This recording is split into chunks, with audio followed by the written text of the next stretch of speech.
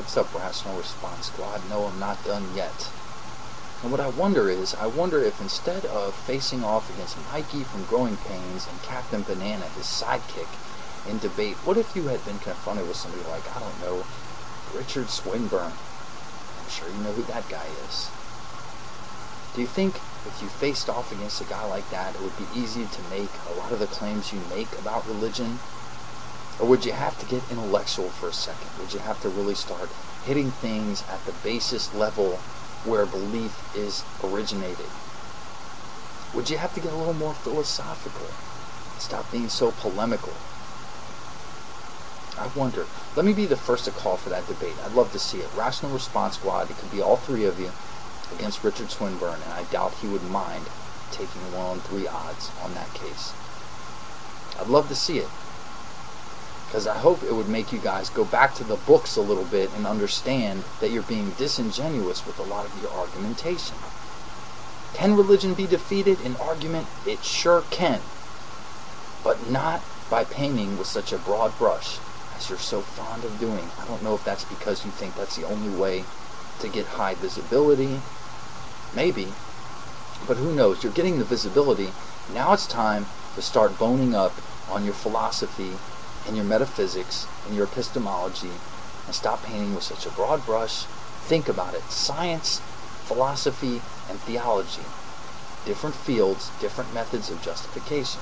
Theology is much more like philosophy than it is like science. It doesn't deal with repeatable and testable hypotheses.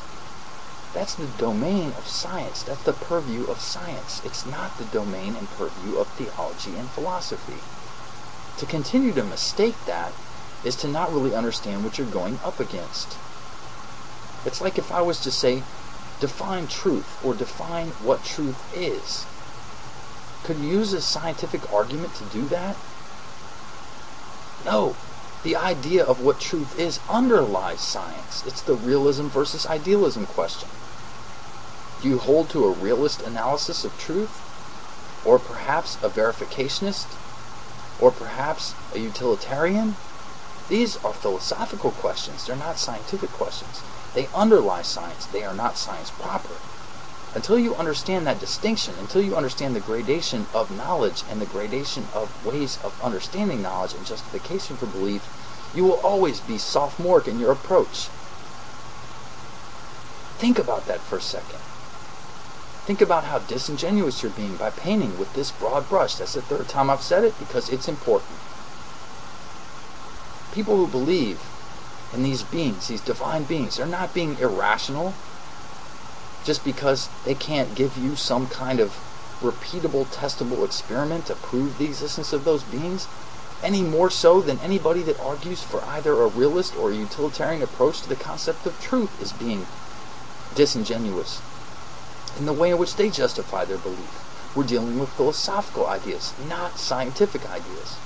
Two different gradations of the theory of knowledge. Where knowledge comes from. Can you do that? Can you understand the difference? I wonder.